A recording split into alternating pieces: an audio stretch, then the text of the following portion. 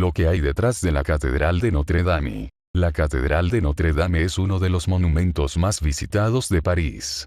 También es uno de los templos góticos más bellos de Europa y una de las iglesias que más leyendas, secretos e historias oculta. La Catedral de Notre Dame comenzó a construirse en el año 1163 y finalizó en el año 1345.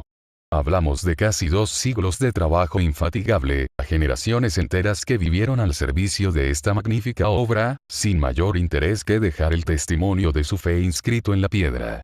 De eso se trata justamente el arte gótico. Una ofrenda literalmente elevada al cielo. La isla de la Cité de París, emplazamiento de la catedral, es una pequeña isla situada en el medio del río Sena, que siglos atrás había sido un lugar de culto celta y romano.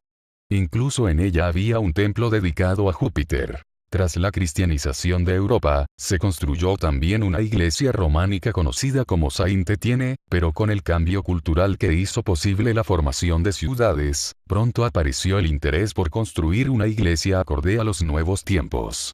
Esta sería la Catedral Gótica de Notre Dame. El proyecto fue impulsado por el obispo Maurice de Sully durante el reinado de Luis VII.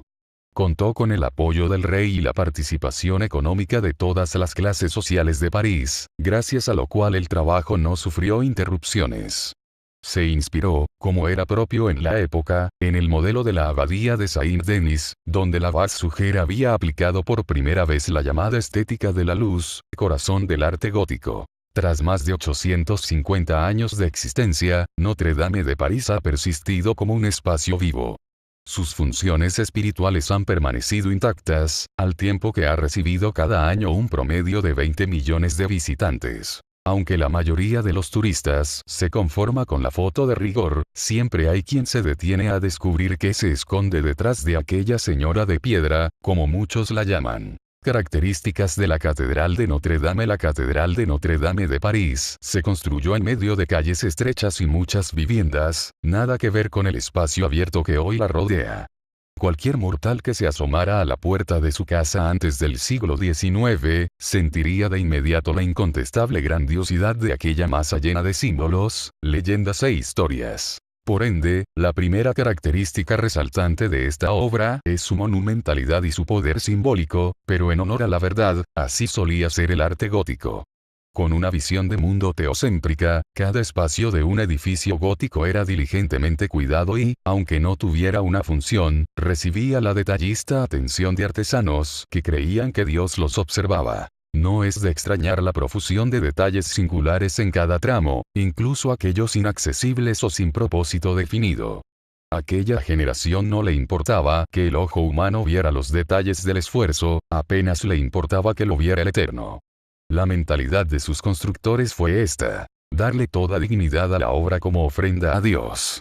Por eso, el arte gótico es una oración de piedra. La oración comienza desde que se dedica la catedral a la Virgen María o Notre Dame, Nuestra Señora, en francés. El culto mariano alcanzaba por aquellos años su punto más álgido. María, la Madre de Dios, encontraba resonancia en una sociedad en que la mujer, cada vez más sola a causa de las cruzadas, se involucraba en la espiritualidad de un modo diferente. Esto coincidía con el nacimiento del humanismo teológico, que abría paso a la percepción de un Dios más próximo y a la reivindicación del mundo sensible, la creación, como expresión de la luz divina. La oración se expresa tanto en los nuevos recursos arquitectónicos que buscaban luz y altura como en las artes plásticas integradas al edificio.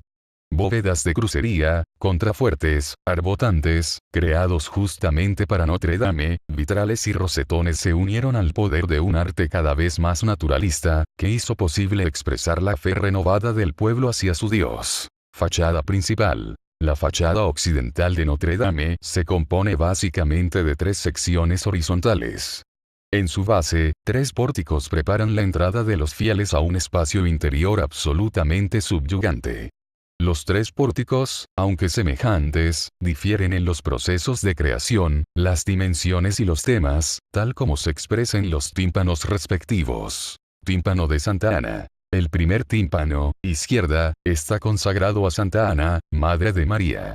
Así, la Virgen María, dispuesta como la Teotocos, luce rígida en su trono con el niño. En la franja del medio se observa la representación de la vida de María y, en la inferior, la representación de Santa Ana y San Joaquín. Las historias de Santa Ana y San Joaquín, al igual que la infancia de María, se documentaban entonces a la luz de los evangelios apócrifos. Tímpano del juicio final. El pórtico central está dedicado al juicio final. Cristo como juez preside el tímpano en la franja superior, flanqueado por 2 ángeles a cada lado, y al lado de estos, San Juan, derecha, y la Virgen María, izquierda. En la franja del medio se puede ver a los elegidos que llevan una corona. Al lado contrario, los condenados. En el centro de la franja, el arcángel San Miguel porta la balanza de la justicia, mientras un demonio intenta inclinarla a su favor. La franja inferior representa la resurrección de los muertos en el final de los tiempos. Cada personaje se encuentra ataviado con los atributos de su ocupación u oficio. En el parteluz vemos a Cristo bendiciendo. En las jambas de los lados, los apóstoles completan el grupo. Debajo de cada uno de ellos, se representan los signos zodiacales. Entre tanto, las arquivoltas del tímpano redundan en elementos alegóricos del cielo y el infierno. Podemos ver los demonios torturando a las almas en el lado derecho, a la altura de la franja inferior del tímpano. En el lado izquierdo vemos la representación de los bienaventurados como niños. En el resto de las arquivoltas, ángeles, patriarcas y santos. Tímpano de Nuestra Señora. Esta sección sufrió importantes mutilaciones durante la Revolución Francesa, y tuvo que ser restaurada en el siglo XIX. La puerta está dedicada a la Virgen María.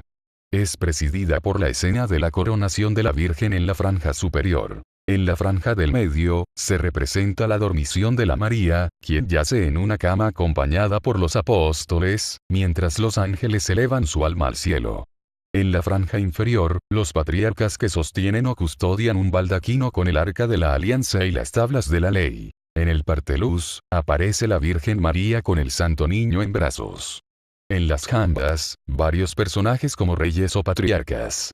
Destaca a la izquierda la representación de San Denis, quien sostiene su cabeza en sus manos, en alusión a su martirio. El techo y la aguja. El techo de Notre Dame se encuentra sostenido por un armazón de madera que recibe el nombre de El Bosque de Notre Dame. La razón de este nombre se halla no solo en lo numeroso de las vigas, sino en que cada una de ellas fue un árbol de roble entero, muchos de ellos con cientos de años de antigüedad, por lo que se estima que para su construcción fue necesario cortar unos 1300 robles. Incendio de la Catedral Notre Dame 15 de abril de 2019. La catedral sufre un devastador incendio que destruye la aguja o pináculo principal, la cual tardó casi 200 años en completarse, obra de Viollet-le-Duc, así como el techo. Las reliquias que guardaba la catedral incluyen una corona de espinas que se cree fue la que usó Cristo antes de su crucifixión, y un pedazo de madera que se cree fue parte de la cruz en la que Jesús fue crucificado. Los informes iniciales dicen que estas reliquias no sufrieron daños durante el incendio. La corona llegó a la ciudad de la mano del rey de Francia Luis IX en 1238. La alcaldesa de París, Anne Hidalgo, aseguró que fue trasladada a un lugar seguro junto a otras reliquias, como la túnica de San Luis, que también se guardaba en la catedral. Otra reliquia de suma importancia es el órgano del siglo XVII, considerado uno de los más hermosos del mundo. Tiene 5 teclados y unos 8000 tubos. El órgano principal de la Catedral de Notre Dame es el más grande que existe en Francia. Este fue lugar de importantes hechos históricos, como la coronación del rey Enrique VI de Inglaterra en 1431, la beatificación de Juana de Arco por el Papa Pío X en 1909. Además ha sido inmortalizada en obras literarias como El jorobado de Notre Dame de Victor Hugo, que en francés se titula Notre Dame de París.